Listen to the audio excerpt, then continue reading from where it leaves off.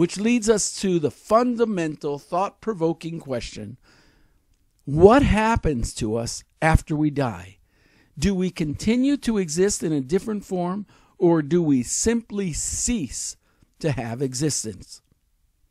Which brings us to a very interesting topic, and the more you know about it, the stronger your faith.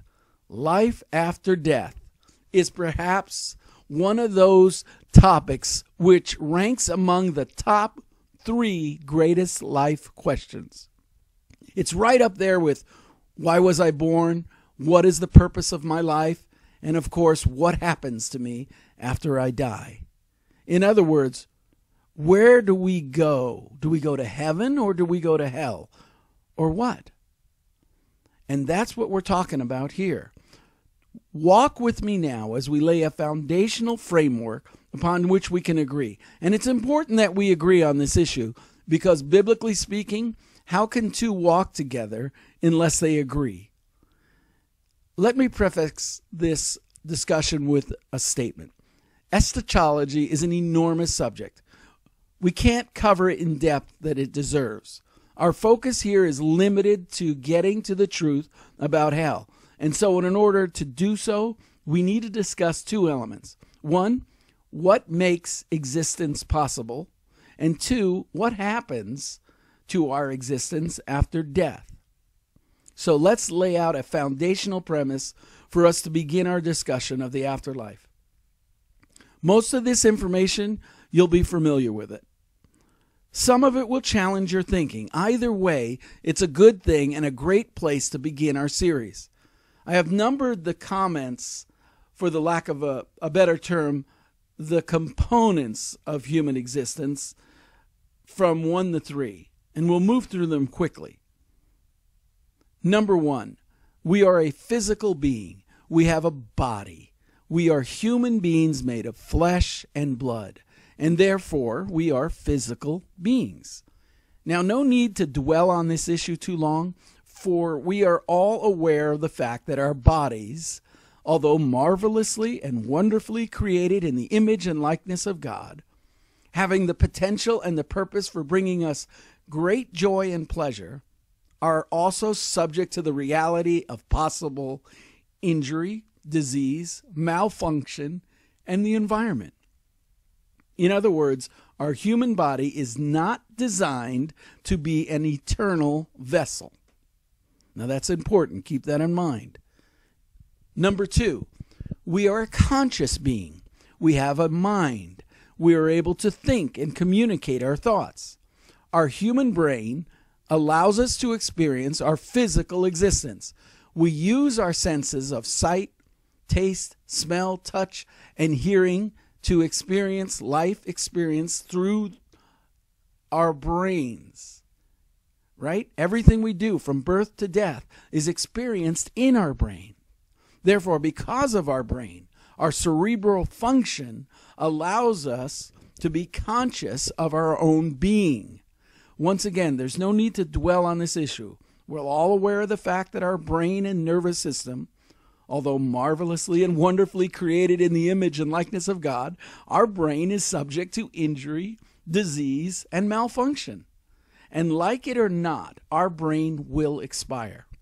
Like our body, our brain is not designed to be an eternal vessel. Number 3, we are a spirit being. Okay, so we are a conscious being by means of our mind. And this is an important fact. Although we are a physical and mental being, having a body and a mind, our awareness of self is not limited to our brain. This gray matter, as it is called, the cerebral tissue, it's flesh. And like our body, it dies because it is subject to injury and disease. In fact, medical science confirms the fact that our brain facilitates in the awareness of our own self-existence and the environment in which we live. However, after the body dies and the brain dies, we continue to have awareness of self without the function of our brain or our body by means of our spirit. Let me explain it this way. For one thing, we know that our brain does not exist after death, as it is depicted in the sci-fi cartoon Futurama, which portrays famous people preserving their existence by having their decapitated heads stored in a jar.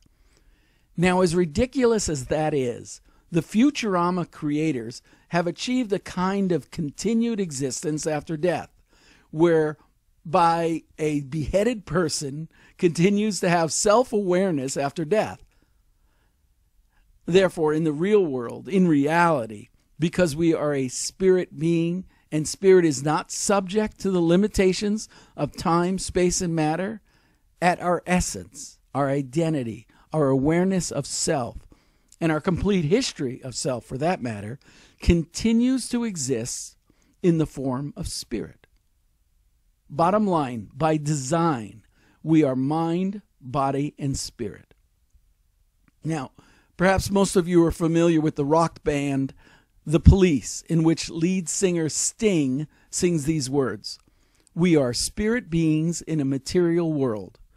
And so it is with us. We are one in three: mind, body, and spirit. We are spirit beings with a physical body and a conscious awareness, living in a material world subject to the limitations of time, space, and matter. This is not new information. Almost every religious teaching on earth includes acknowledgement of the human spirit, which is not limited to time, space, and matter, as we've said. And it is by and through our spirit that we continue to have a conscious and aware existence of ourself. Turn to Jeremiah 1. In the book of Jeremiah, God declared that Jeremiah was foreordained to be a prophet before his birth. And this is what he says: "Before I formed you in the womb, I knew you. Before you were born, I sanctified you. I ordained you a prophet to the nations." Jeremiah 1:5. There are many other biblical verses to choose from which discuss life after death, but I chose Jeremiah 1:5 because it speaks to the issue of eternal life prospectively. Let me explain what I mean by prospectively. Now, for those of you who haven't heard this preached from the pulpit, no problem. Let me say it this way. The question is, how can the fact that Jeremiah was predestined to be a prophet speak to eternal life? You see, this is not my first rodeo. I've heard all the challenge questions before.